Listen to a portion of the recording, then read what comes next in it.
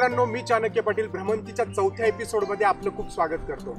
मित्रांनो, भ्रमंतीच्या माध्यमातून आम्ही तुमच्यासाठी नेहमीच नवनवीन ठिकाणं एक्सप्लोअर करण्याचा प्रयत्न करतो. आणि आज आपण अशाच एका गूढ निसर्गरम्य ठिकाणी आलो आहोत. ते ठिकाण म्हणजेच कपार भवानी. बागलांच्या ढोलबारी डोंगर रांगेत हे ठिकाण आहे.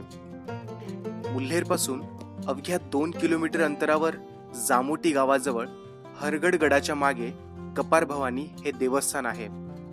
जाताना आपल्याला रुंद असा नागमोडी रस्ता लागतो, जो डोंगराच्या पायथ्याशी जाऊन थांबतो आणि सफर सुरू होतो तो कपार भवानीचा.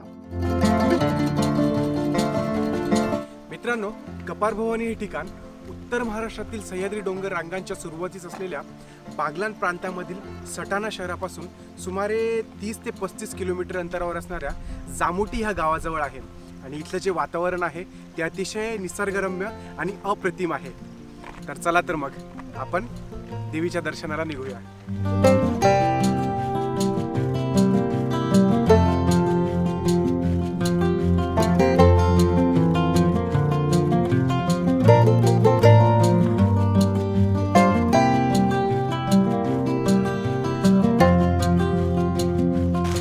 मित्रांनो, आपल्याला इथे एक ग्रामस्थ भेटले आहेत आणि आपण त्यांच्याकडून मंदिराबद्दल थोडीशी माहिती जाणून घेऊया. तर दादा, तुम्ही आत्ता कुठून आले? लाकडं घेऊन आलेत. अच्छा. तर ह्या मंदिराबद्दल तुम्हाला काही माहिती आहे थोडीफार? आम्हाला सांगाल ती माहिती? सांगतो. ते कपार भवानीचं मंदिर आहे. अच्छा. ते पौर्णिमामध्ये यात्रा भरते. तिथे यात्रा भरते चैत्र पौर्णिमेच्या दिवशी. चैत्र पौर्णिमेच्या दिवशी ते तिथे काही कोंबडे बोकडे वगैरे ज्या कामाचा राहतो ते येतात. वरती मारतात सगळं? नाही, खाली मारतात. इथून मारून तिकडून करून तिकडे. अच्छा. आणि देवीच्या दर्शनाला नेहमी किती गर्दी असते? काय तरी नाही गर्दी असते इथे. अच्छा. आणि तरी भाविक म्हणजे असं किती, आता इथून किती अंतर आहे वर चढण्यासाठी? की एखादा किलोमीटर अंतर आहे.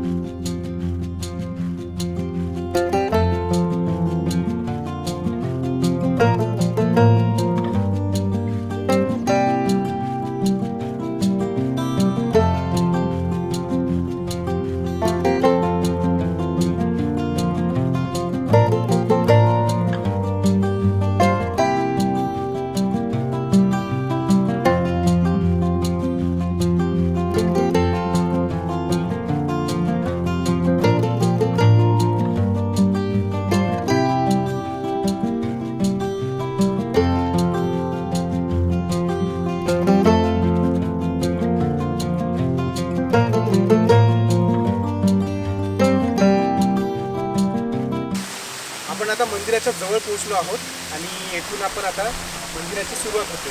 तर आपण देवीच्या दर्शनाला जाऊया.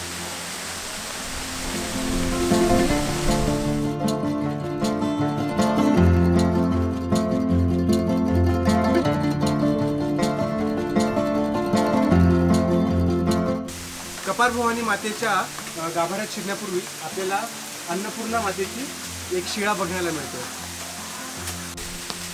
निसर्गाच्या सानिध्यात असलेल्या ह्या देवस्थानाकडे आपल्याला एक पाण्याचा झरा बघायला मिळतो.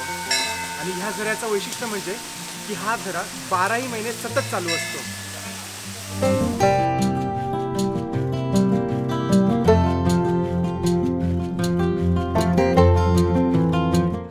या हरगड गडावर निसर्गाने आपली कृपादृष्टी कायम ठेवल्यामुळे येथे पडणारा सततचा पाऊस इथलं निसर्ग सौंदर्य टिकवून ठेवतो आणि त्यामुळेच ह्या गडावर असणारा सततचा वाहणारा झरा याने त्या सौंदर्यात आणखीनच भर पडते.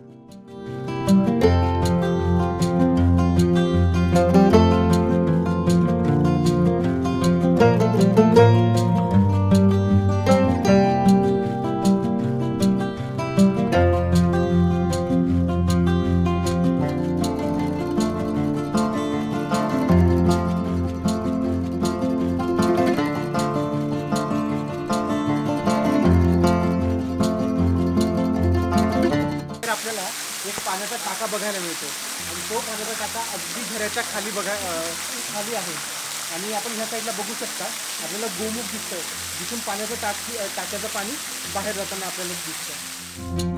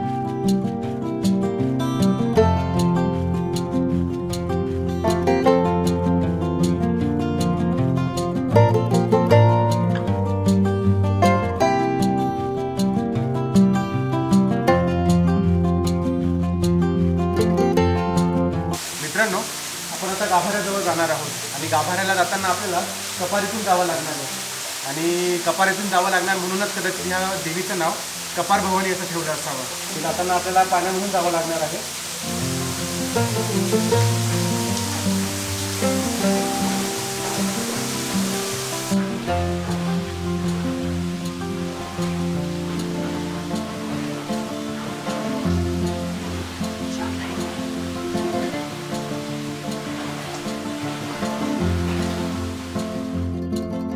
आपण इथे देवीची मूर्ती बघू शकतात. आपल्याला इथे देवीचे रुद्ररूप बघण्यास मिळते.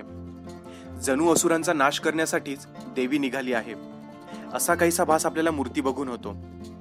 मूर्ती अभ्यासकांच्या मते ही मूर्ती महिषासूर मर्दिनीची असावी. मूर्तीच्या चेहऱ्यावर आपल्याला एक अप्रतिम तेज बघायला मिळते. ही मूर्ती अष्टभुजा असून तिच्या हातात शंख, ढाल, गदा, तलवार आणि त्रिशूळ बघायला मिळते आणि देवीच्या शेवटच्या हातात आपल्याला असुराचे मुंडके बघण्यास मिळते. देवीच्या पायाखाली आपल्याला एक रेड्याची सुद्धा प्रतिकृती बघायला मिळते. प्रत्यक्षात जेव्हा आपण मूर्ती बघतो तेव्हा आपल्याला एक अद्वितीय सकारात्मक ऊर्जा अनुभवायला मिळते.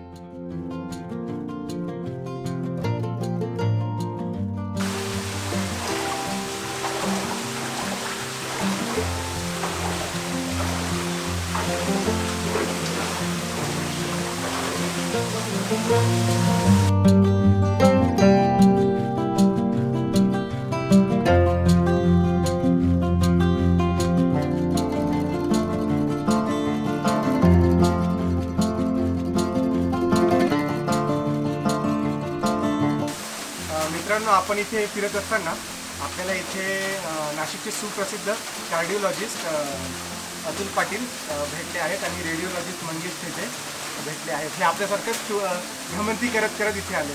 तर आपण त्यांना हे ठिकाण कसं वाटलं हे त्यांना विचारूया. डॉक्टर, तुम्हाला हे ठिकाण कसं वाटलं?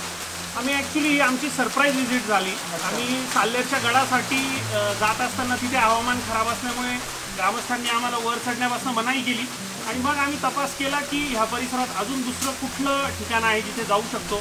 तर गावस्थांच्या सल्ल्यानुसार मग आम्ही इथे आलो आणि वर बघितल्यावर आम्हाला अतिशय आश्चर्याचा धक्का बसला. कोणालाही माहीत नसलेलं हे ठिकाण कपारी देवीचं, कपारी भवानी माताचं आणि इथला निसर्ग तुम्ही मागे बघताच अतिशय सुंदर आहे. एक नैसर्गिक इथं छोटासा धबधबा आहे आणि ग्रामस्थांनी सांगितल्याप्रमाणे याला नैसर्गिक स्वरूप आहे आणि भर उन्हाळ्यातही मे आणि जून महिन्यामधलंही इथे पाणी आटत नाही. आणि आत्ताचा जो सीझन आहे पावसाळ्याचा, याच्यात मागचा परिसर हा अतिशय हिरवागार आणि अतिशय सुंदर आहे. आणि देवीचं मंदिर जरी बघाल तर थोड्या वेगळ्या शैलीचं आहे, म्हणजे गुफेमध्ये मध्ये जाऊन दर्शन घ्यावं लागतं. तर ही एक वेगळा प्रकार आपल्याला इथे आढळणार. आणि आता आपल्यासोबत आहेत मनीष देवरे, हे सिव्हिल इंजिनियर आहेत. तर त्यांच्याकडून आपण मंदिराबद्दल थोडीशी माहिती जाणून घेऊया. तर मनीषजी, आम्हाला मंदिराबद्दल थोडी माहिती सांगा. हे मंदिर मुल्लेर किल्ल्यापासून अस्तित्वात आहे असं सांगण्यात येतं गावकऱ्यांकडनं. अतिशय प्राचीन मंदिर आहे. आजूबाजूच्या परिसरातील काही कुटुंबियांचं कुलदैवत आहे.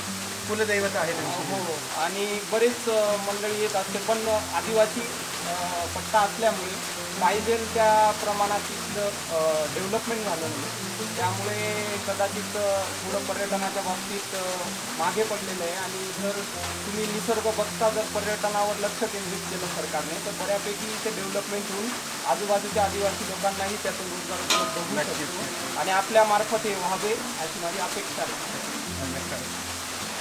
धुक्यात हरवलेली वाट आणि हरिततृणांचे गालिचे असणारे ही अत्यंत निसर्ग सुंदर असं एक स्थळ आहे. ॲक्च्युली सह्याद्रीत मी पुष्कळ भ्रमंती करतो, पण इतकं नितांत सुंदर आणि अनटच स्थळ पाहण्याचा योग मनीष देवरेंमुळे आला. खरंच खूप आनंद वाटला आणि मला वाटतं जास्तीत जास्त भाविकांनी याला व्हिजिट द्यावी. फक्त माझी एक नम्र विनंती आहे सर्व निसर्गप्रेमींना की इथे प्लास्टिक वेस्ट आणि इतर कचऱ्याची काळजी घेतली तर हे स्थळ कालानुरूप अतिशय सुंदर राहण्यास खूप मदत होईल. आणि एवढंच एक आवाहन करतो आणि सर्वांनी येथे यावं असंही मला वाटतं. डोंगरावरून आपल्याला देवीकडे येण्याचा नागमोडी रस्ता दिसतो आणि दूरवर हरणबारी धरण, बाजूला मांगीतुंगी, तांबोळ्या सुळका, नाव्हीगड, शेंदोडगड ही शिखरं आपल्याला दिसतात. आणि हा आपला हरगडगड.